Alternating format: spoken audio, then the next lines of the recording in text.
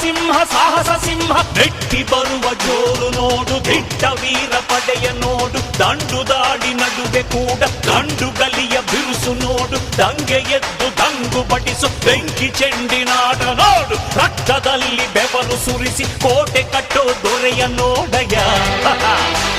ಇವನಿದ್ದ ಕಡೆಯಲ್ಲೆಲ್ಲ ಘೋರ ಸಿಂಹ ಗರ್ಜನೆ, ಅದು ಯಾರು ಬಂದರು ಕೊನೆಯಾಗದು ಸಿಂಹ ಗರ್ಜನೆ.